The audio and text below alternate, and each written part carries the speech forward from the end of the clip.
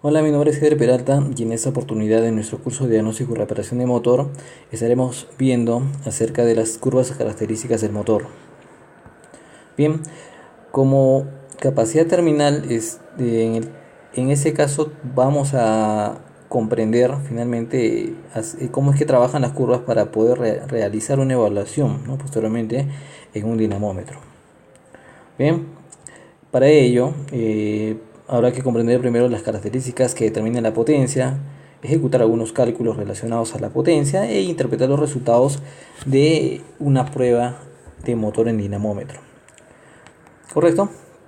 Bien, entonces estaremos viendo acerca del par de motor, la potencia, ¿no?, el consumo específico de combustible en lo que es características principales de motor. En curvas características veremos la curva de potencia, la curva de par motor y la curva de consumo específico. Y finalmente estaremos viendo acerca de la obtención de curvas de potencia, ¿sí?, de cómo es que se obtienen los datos, ¿no?, en un dinamómetro. Bien, ok, todo lo que son las prestaciones, ¿sí?, y las curvas, ¿no?, características que presenta un motor, ¿sí?, van a darnos una indicación de acerca del par, o sea, el torque que presenta el motor, la potencia que es capaz de generar y el consumo específico de combustible, ¿sí?, en la potencia que nos puede generar, ¿no? Todo ello en función a la velocidad, ¿no? Tanto el par, la potencia y el consumo van a determinar la potencia, pero van a trabajar junto con la velocidad del cigüeñal. Bien, las curvas características que había mencionado son la de potencia, la de par y la de consumo específico. Bien, estos tres datos se van a determinar en un banco de pruebas, o sea, un dinamómetro, y se van a obtener en una condición de máximo caudal o máxima entrega de combustible, o sea, cuando el motor se encuentra encalado a plena carga. ¿Listo?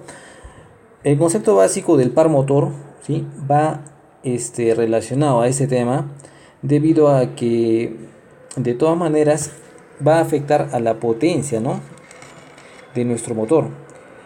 ¿Por qué? Porque el par es uno de los elementos que determina, o los parámetros que determina la potencia del motor junto con la velocidad, ¿no? O sea, mientras tengas un buen par, vas a tener buena potencia, ¿no? O si disminuye un par, el par va a haber una baja potencia. Lo mismo pasa con la velocidad, ¿no? La potencia puede subir por la velocidad o puede disminuir por la velocidad.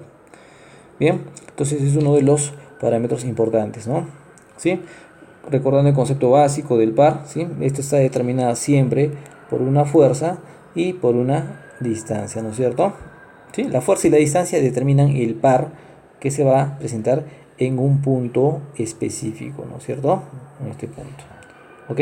Yo puedo medir el par o momento, ¿sí?, multiplicando simplemente la fuerza por la distancia.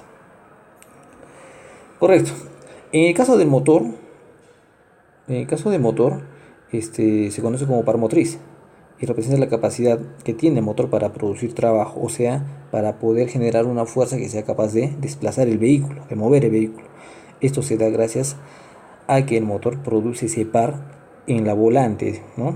Y esa volante tiene o toma la potencia que finalmente viene desde el cigüeñal. Obviamente esto es producido por cada uno de los pistones y bielas que trabajan en el motor, ¿no? Donde tenemos aquí la fuerza y la distancia. La fuerza la vamos a tener aquí, ¿no?, producto de la combustión. Y la distancia, si ven acá, tenemos esta línea central que es el punto central.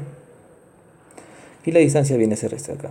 ¿Cuál es la distancia máxima? Si tengo una máxima distancia, significa que voy a tener un torque mayor, ¿no? La distancia, mientras mayor sea la distancia al punto donde se ejerce el torque o la torsión, mayor será el par. Bien, el punto máximo de torque lo voy a obtener justamente acá, en este punto, no arriba, no acá, sino en este punto. ¿Por qué? Porque aquí, por ejemplo, la distancia existente entre el punto centro, ¿sí?, y la biela o claro, ¿no?, el muñón de la biela prácticamente cero, pero en este punto aquí sí tenemos una distancia mayor, ¿no?, que es justamente d max, como aparece ahí, ¿no?, distancia máxima. ¿Listo? Entonces, cuando se hace cálculos acerca de la potencia, ¿no? O cuando se toma la potencia, justamente donde se va a aprovechar de mejor forma es cuando la biela se encuentra en esta posición. ¿Listo? ¿Por qué? Porque la distancia es mayor al punto centro y se aprovecha mejor la distancia para producir mayor torque, ¿no? Correcto, y justamente lo que veíamos acá, ¿no? En este ejemplo nos indica, ¿no?, que la distancia viene a ser prácticamente la mitad de la carrera. Bueno, porque si nos ponemos a analizar un poquito, la carrera completa vendría a ser dada por el doble de D, ¿no? Y esa vendría a ser, ¿sí?, 2 veces D vendría a ser igual a la carrera de desplazamiento, ¿sí?, del pistón.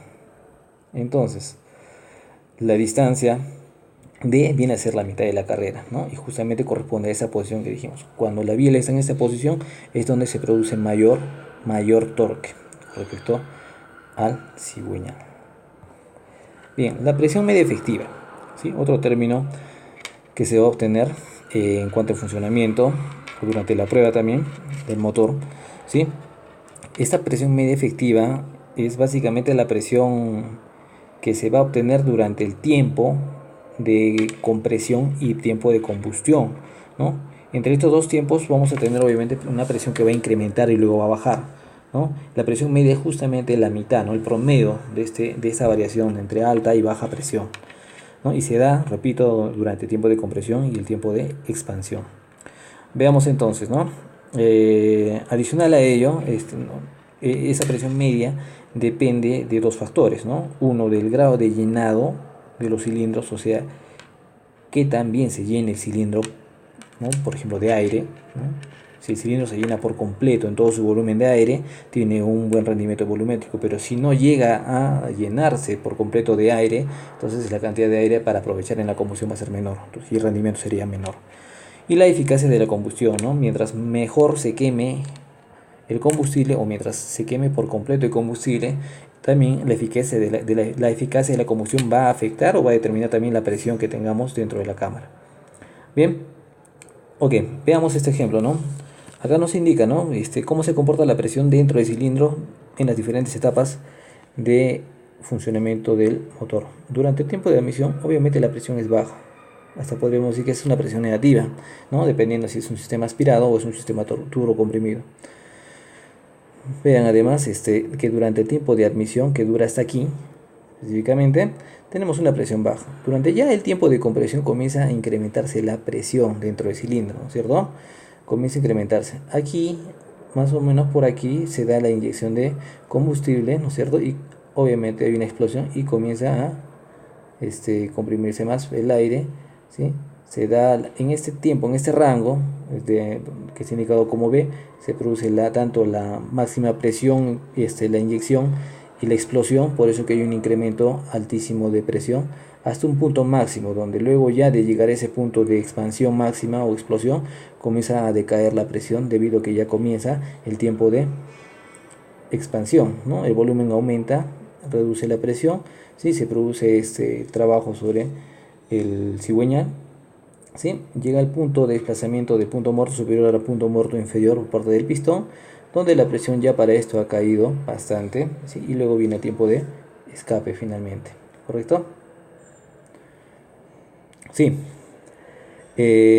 Veamos, durante el tiempo de compresión, ¿sí?, durante el tiempo de compresión y tiempo de expansión es donde se produce, ¿sí?, la mayor presión, se dan cuenta, ¿no? Y comprende desde los 180 grados hasta los 540 grados de giro del cigüeñal, ¿correcto? Bien, entonces tenemos una presión mínima y tenemos una presión máxima, ¿correcto? Para ese rango de presión existe una presión intermedia, una presión que se calculaba como promedio y viene a ser justamente esta línea que está acá señalada como PME. Esa viene a ser la presión media efectiva y es la presión que va a trabajar y va a realizar trabajo finalmente. ¿Por qué? Porque a este punto es donde el pistón se encuentra prácticamente desplazándose. No está ni arriba en punto muerto superior ni en punto muerto inferior, sino está en este punto, ¿no? Y es donde se genera mayor torsión, mayor torque, ¿no? Máximo par en el pistón o por cada pistón. ¿Listo? Bien, entonces este es el punto en donde se va a tomar la eficiencia, se va a tomar el par efectivo, ¿no?, para producir potencia. Bien, potencia de motor. La potencia, por definición, ya la conocemos, que viene a ser la relación entre el trabajo y el tiempo en que se realiza este trabajo. Pero también podemos utilizar la potencia en otros términos, en términos de velocidad, ¿no? En función a la velocidad. Para eso aprovechamos que el trabajo también se puede calcular como fuerza por distancia o como fuerza por espacio, perdón, ¿no? ¿Sí? Y la velocidad puede calcularse también como espacio sobre tiempo. ¿Listo? Si nosotros entonces vamos a reemplazar, ¿no es cierto?, la fórmula anterior que teníamos, que es esta, ¿no?, de potencia es igual a trabajo sobre tiempo. El trabajo lo reemplazamos por fuerza, ¿sí?, y espacio, ¿no es cierto? Y la velocidad, ¿sí?, la velocidad, en todo caso diríamos lo siguiente, ¿no? Como ya reemplazamos el trabajo, que es fuerza por espacio, ¿sí?, nos queda el tiempo, ¿no es cierto?, sobre tiempo. Fuerza por espacio sobre tiempo. Bien, si tomamos estos dos parámetros acá, espacio sobre tiempo, ¿sí?, es igual a esto, y en vez de colocar espacio sobre tiempo puedo colocar velocidad, quedándome esta fórmula, ¿no? Y me indica justamente que la potencia también la puedo calcular utilizando la fuerza multiplicada por la velocidad. Correcto. Bien, ahora para trabajar con términos o relacionarlo un poco más al motor, ¿no? Esta expresión también que está expresando la potencia y relaciona la fuerza y la velocidad, ¿sí? Básicamente es el resultado, como dice ahí, de multiplicar el torque o el par motor obtenido en el eje por la velocidad de rotación que tiene cigüeñal. ¿Correcto? Bien, entonces, pero tenemos que utilizar la fuerza, ¿sí? La fuerza tal cual. Bien, entonces podemos decir lo siguiente, vean, ¿no? Hace rato habíamos visto, ¿no?, que para calcular el par utilizaba esta pequeña formulita, ¿no? Fuerza por distancia. Yo voy a considerar que la distancia D, ¿sí?, si recuerdan, se refiere a esta distancia D, ¿sí?, en la mitad de la carrera, ¿sí?, es igual al radio. Teníamos una circunferencia completa, y es, ¿sí?, de desplazamiento de la biela, y básicamente es la mitad de la circunferencia que viene a ser radio. ¿Correcto? Bien, entonces despejando y reemplazando, obviamente voy a obtener lo siguiente, ¿no?, que la fuerza es igual a al torque o al par sobre R, que es, ¿no?, la mitad de la carrera completa del pistón, perdón. La mitad de la carrera del pistón, o de la mitad del desplazamiento del pistón. Correcto.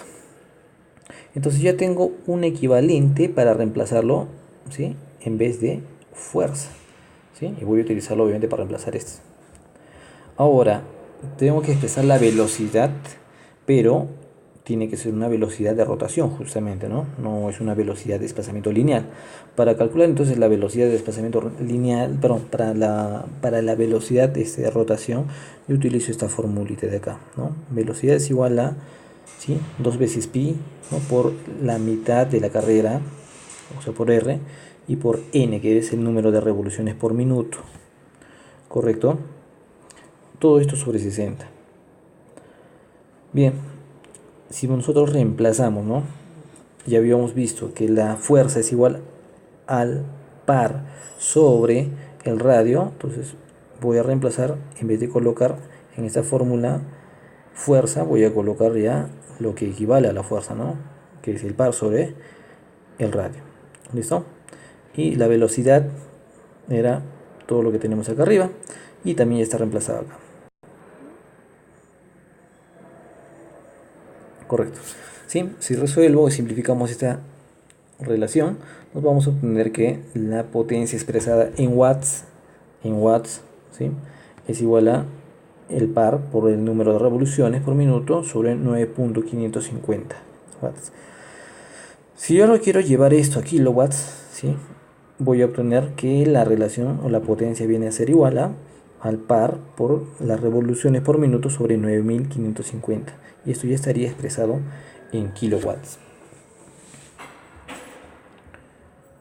¿correcto? Entonces esta va a ser la fórmula que vamos a utilizar para hacer el cálculo de la potencia. Bien, las unidades de trabajo, ¿sí?, están dadas para el trabajo, justamente para el par y la potencia, ¿no?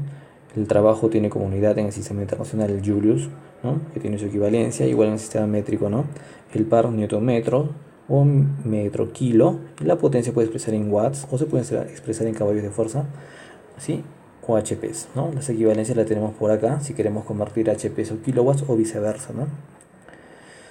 Ok, ¿qué factores determinan la potencia? La cilindrada, ¿bien?, el llenado de los cilindros, la relación de compresión y el régimen de giro. Cuando hablamos de régimen de giro se refiere a velocidad, ¿correcto?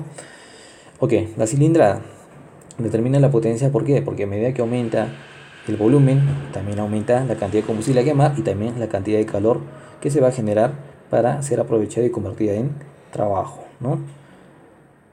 El llenado de los cilindros es otro factor, ¿no? Si se consigue que los cilindros contengan o puedan llenarse de más aire o gas, entonces la presión interna va a aumentar y se va a conseguir una mayor potencia durante la combustión, ¿no es cierto? O sea, obtener una mayor potencia, ¿sí?, dentro del cilindro y también una mayor presión media efectiva, ¿correcto? La relación de compresión, ¿no? Mientras mayor sea la relación de compresión, el rendimiento térmico va a aumentar, ¿no es cierto? Por consiguiente también va a aumentar también la potencia. El régimen de giro, ¿sí?, va relacionado directamente con la potencia, o sea, con a mayor número de revoluciones, la potencia va a ir aumentando también. Claro que tiene un límite también, ¿no? Bien, la potencia y el régimen de giro, ¿no? La potencia entonces puede mejorarse, ¿no?, utilizando algunos procedimientos, ¿no? En el caso de los motores diésel, por ejemplo, se puede aumentar la cilindrada, ¿correcto? Pero es poco probable aumentar las revoluciones, ¿no? Para aumentar la potencia, incrementando revoluciones en un motor, sería una aplicación para los motores gasolineros, pero para los motores diésel no tanto, ¿no?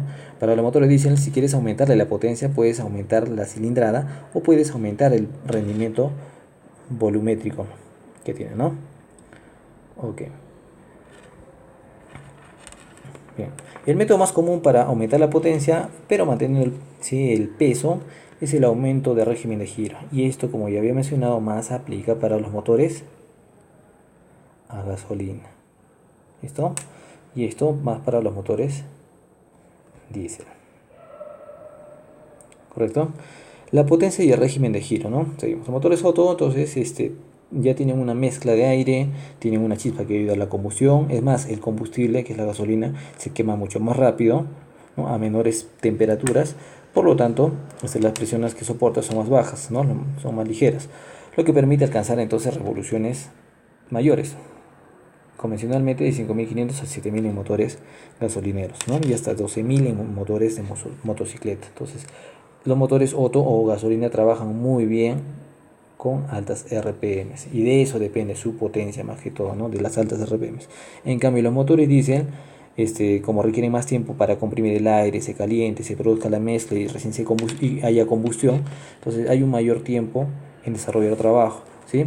Por lo tanto, aquí no podemos incrementar las RPMs, no podemos trabajar en ello para poder aumentar potencia, sino más que todo aquí se puede aumentar el tema de la cilindrada, ¿no? ¿Sí? O el tema también de la sobrealimentación, ¿no? Se utilizan turbocompresores, ¿no? Entonces, en estos motores, aumentando la sobrealimentación o incrementando la cilindrada del motor, se puede optar o obtener mayor potencia, a diferencia de los gasolineros, que sí se puede aumentar el régimen de revoluciones. Bien, en los motores diésel lentos, ¿sí?, giran a bajas RPMs, tienen buen rendimiento y tienen obviamente un bajo consumo porque trabajan a bajas RPMs y consumen menos, obviamente, ¿sí? Se emplean en lo que es este transporte pesado y en maquinaria industrial. Y en el caso de los motores diésel rápidos, porque también hay una variante en cuanto a esas aplicaciones de los motores diésel, trabajan con menores presiones, obviamente, que los de equipo pesado, ¿sí? Sus componentes son más ligeros, permiten alcanzar mayores revoluciones, entre 4.000 a 5.500, ¿no? ¿Ok? Se consigue aumentar la potencia, pero sin aumentar el peso de los componentes o el peso del motor o del vehículo. Bien. Ok. El consumo específico de combustible. Ya viene a ser otro término, ¿no? Fuera del torque, fuera de la potencia, ¿sí? Otro término muy importante es el consumo específico. Va relacionado junto con el par y junto con la potencia. El consumo específico de combustible viene a ser la relación entre la masa, o sea, estamos hablando de peso, kilogramos, por ejemplo, consumida y la potencia entregada. O sea, ¿cuántos gramos, digamos, de combustible se consume para entregar un kilowatt de potencia, ¿no? Por ejemplo. Se obtiene mediante pruebas en el dinamómetro también, ¿no? Y se expresa en gramos kilowatt hora. ¿Listo? Este consumo depende de rendimiento térmico y de rendimiento volumétrico. Y ahora, ¿qué es cada uno de ellos? Justo está aquí descrito, ¿no? En la siguiente diapositiva. ¿Sí? El rendimiento térmico me indica, ¿no? Aumenta con la relación de compresión. Se consiguen mayores temperaturas y mayores presiones, ¿no? O sea, si un motor es capaz de obtener mayor temperatura durante su funcionamiento, mayor temperatura en el cilindro, va a tener, claro, obviamente sin afectar el buen funcionamiento, va a tener ese mejor rendimiento, ¿no? Mejor aprovechamiento de la energía. Y el rendimiento volumétrico, básicamente se refiere a la capacidad que tiene, ¿no? de utilizar el aire o de llenar completamente de aire el cilindro, mezclarse adecuadamente con el combustible y generar una combustión adecuada, ¿no? En el caso de que un motor trabaje a altas revoluciones, tiene muy corto tiempo, por ejemplo, para poder llenarse de aire, mezclar con el combustible y poder generar trabajo, una explosión. Entonces, si un motor permite obtener, digamos, una buena combustión, ¿sí? Alta temperatura, ¿sí? Alta cantidad de aire, una buena mezcla, va a tener una buena explosión, ¿no es cierto? Y va a tener un máximo entonces rendimiento volumétrico, ¿no? Va a tener una máxima presión media efectiva, ¿no? Todo depende entonces de la capacidad de alimentar el cilindro de forma adecuada, ¿no? Y por lo tanto sí puede aprovechar tanto el aire, el combustible de la mejor manera, quemarlo por completo o tener una buena mezcla, vamos a tener también un mínimo consumo, ¿no? Ok, los valores medios de consumo específico para los motores Otto son de 280 a 320 gramos kilowatt hora. Para motores diésel, mira, el consumo es menor, 180 a 280 gramos kilowatt hora, ¿no? Ok, en los tipos de potencia tenemos potencia al freno o potencia efectiva, ¿no? Se calcula a partir del par motor de medido en freno dinamómetro, claro, en dinamométrico, ¿sí? Y es la que ofrece el fabricante en los datos técnicos, ¿no? O sea, cuando vemos especificaciones de motor, ¿no? ¿Sí? La potencia que está expresada, que está ahí mostrada, viene a ser la potencia de freno, ¿no? Que es la potencia que finalmente es la que va a realizar el trabajo, ¿no? A pesar de la carga, ¿no? Prácticamente la potencia en calado. Bien, potencia específica. Relaciona la potencia efectiva máxima obtenida con su cilindrada. ¿Listo?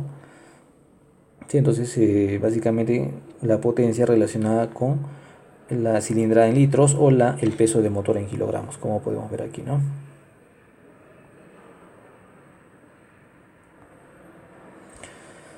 Bien, las curvas características es un tema que lo vamos a ver en breve, en el siguiente video, ¿sí? Entonces por esta parte llegamos hasta aquí, en esta primera parte, y vamos a continuar con otro video más adelante.